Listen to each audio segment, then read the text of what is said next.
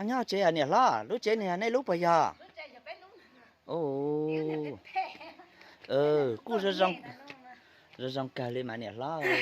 ô lá nè một tí lá là tao nó này hóa chị này sao lên nó xíu à nhá thiệt cả cái thiệt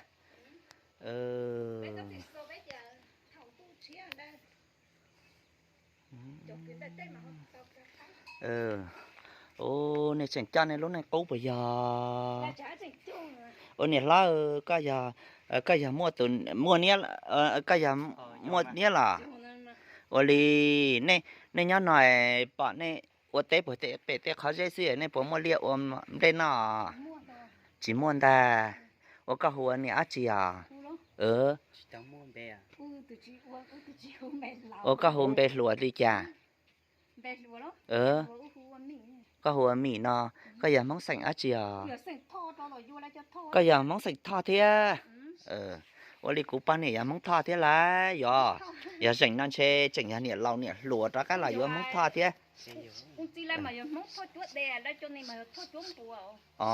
thay chốt đi ô linh ta chả mỏ này lúc chị ít lì hay ô này tôi chế nó này tôi chỉ mua bắt cười này ôi chẳng nó mỏ từ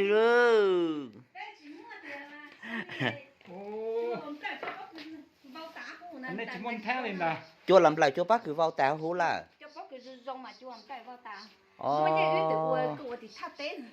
mấy cứ cái nhá chế là cái nói giờ mua tụi cứ này là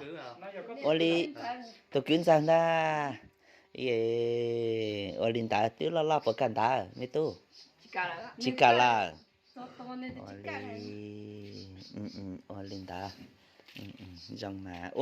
này chị oli chán ta oli là trong này có tuổi trái cha chỉ tuổi tàu li à oli mình chỉ là mù na chè hai chè vừa cho các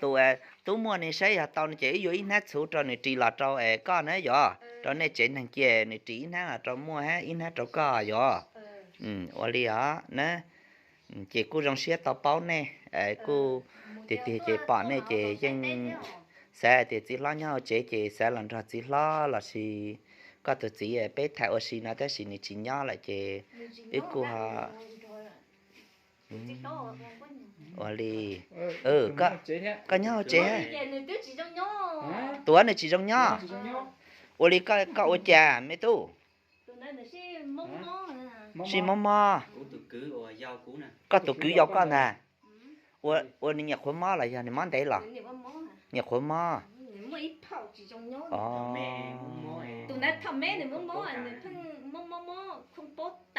mama không bắt ta,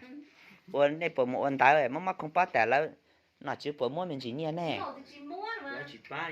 uốn trên này chỉ bắt, này chỉ uốn tái xe, thầu này trên cần tới lấy ba đi mấy, uốn li, uốn li, có luôn bè hồi chè mấy cứ